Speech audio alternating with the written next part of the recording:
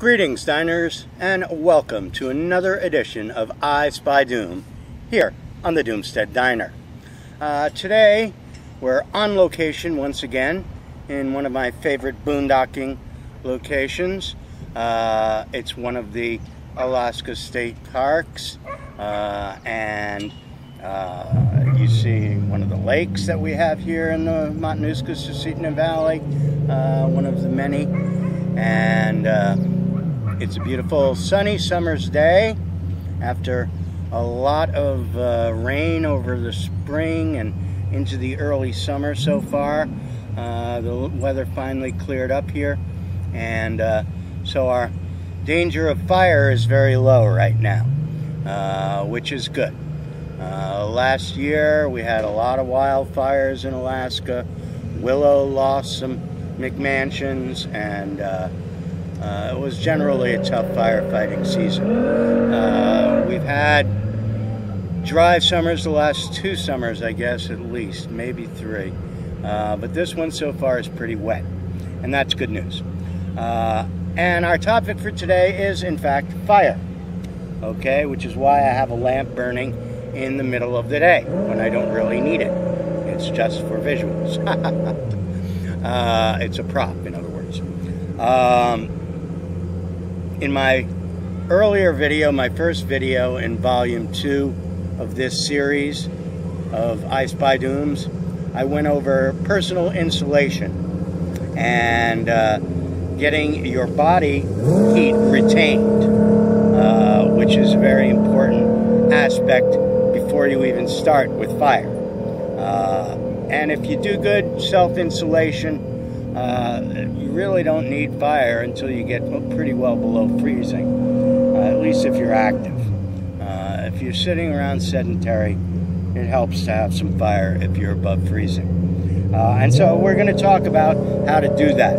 My apologies for the motorboat in the background. That is one of the downsides of coming out here to the lake. It was quite quiet for a while, but the boaters are now out. So that's unfortunate. I'll have to try to talk over him. And maybe he will putter his way out to another part of the lake. Alright, so let's talk about fire. Now, I got started on this last winter when the heat went out in my apartment. And I didn't notice it for a while, but then when I had to put on a winter jacket and whatnot and check the thermostat and saw that it was down into the low 50s and dropping fast, I said, oh, there's something wrong with the heat. And it took a day or so for the maintenance guy to come in and get it fixed. So I had a couple of nights that were pretty cold, and I neglected, unfortunately, to have my heater ready, which for a prepper is really bad news. So I experimented around with some stuff, and the first thing I experimented around, and this one is good for anybody on any budget, the homeless, whatever. I started with tea lights. I got a couple of bags of these on sale, 2 for 1 for like $8.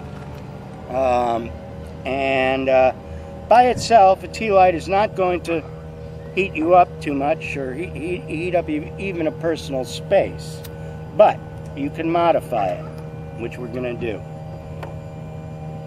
Once you got the thing lit, you take a can, in this case, Hunt's garlic and herb tomato sauce, cut the bottom and the top out. Use the type of can that you can cut both the bottom and top out easily with a can opener, and drop it over the candle.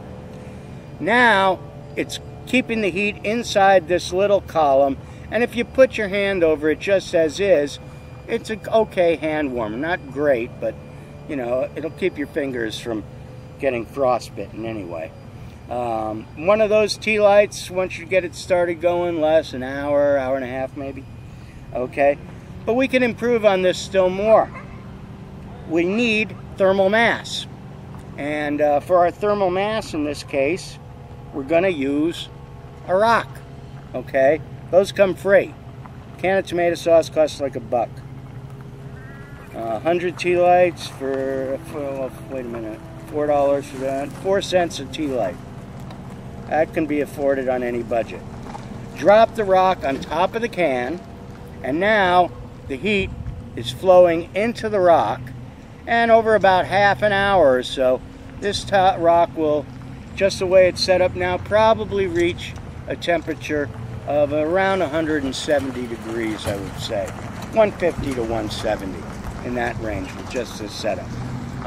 I will be doing temperature testing on these things back at my shop, so that will come up either later in this video, or if the video is too long, I'll make a separate video with temperature testing.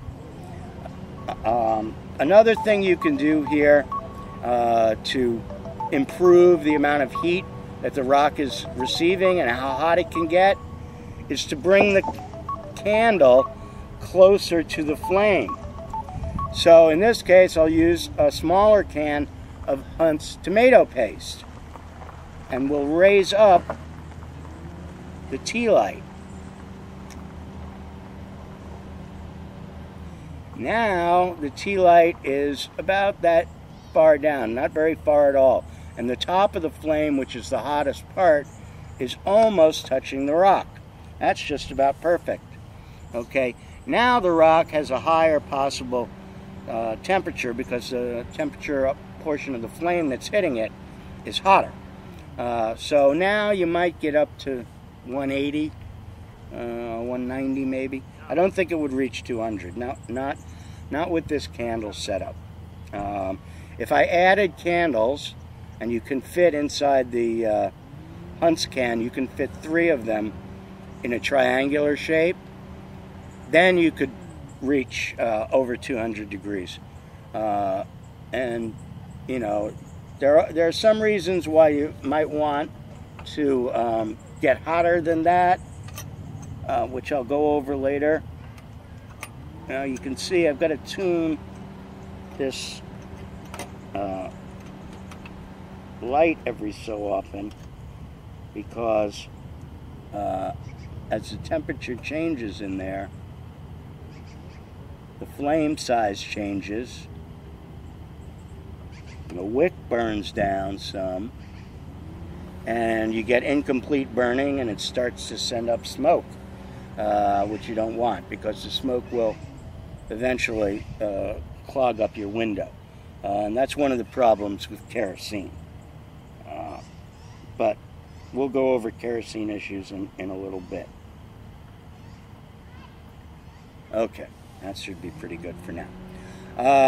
All right.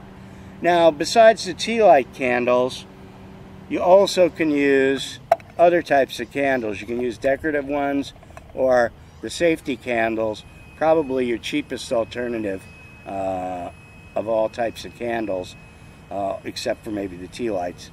And they'll give you a really long burn time. I think these things will burn 12 hours or something like that.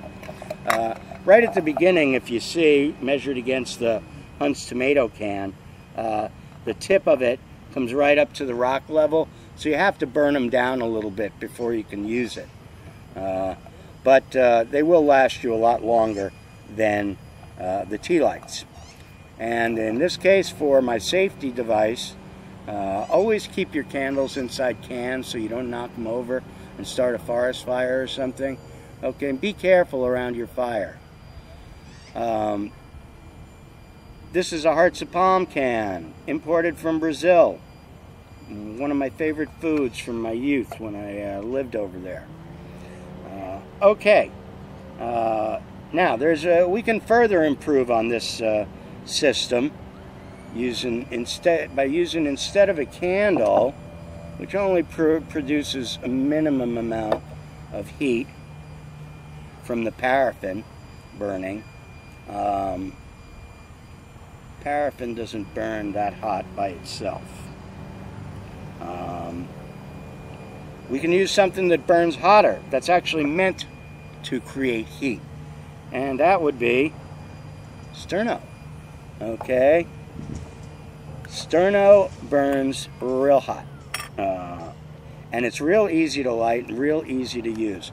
Oh, you should always have one of these nice long neck lighters to use. Makes lighting things a whole lot easier than with what do you call it? Than with your regular Bics. Now, with the Sterno, the flame is just about invisible. You can't hardly see it. So you have to go and check to see if it's actually burning, and it's burning. Then I take the can and drop it over and drop the rock on top of the can. Now this rock is going to get darn hot darn fast. And Sterno is a way more efficient way to go than candles, but Sterno is a little bit on the pricey side as these things go. But if you're only using it once in a while and for emergency purposes, have a few cans of Sterno and you're in good shape. And then there are other ways to use the rock once it's warmed up. You can use it as just a radiator, okay, and it will, with the Sterno, it's going to radiate a good amount of heat. But you can also take the rock off, wrap it up in a towel, stuff it down in your sleeping bag, whatever. You can use smaller rocks, and you can put them in your pockets, make hand warmers out of them. Also cover them with like a washcloth or something. And don't have your rocks hotter than you can touch them. You don't want them burning hot. When you're just making warmers like that you're going to put in your bag or use in your pockets, 150 degrees is more than enough. And it'll, in your pockets, if it's a lined jacket, they'll last a couple of hours for keeping your hands warm. Okay, that's it for this episode. There's a few more things that we can do to make these systems better, and I'm going to go over those things in the next episode. And then we're going to go over also issues with kerosene and using kerosene, which is very good and efficient and cheap fuel for heating, but has some deficiencies.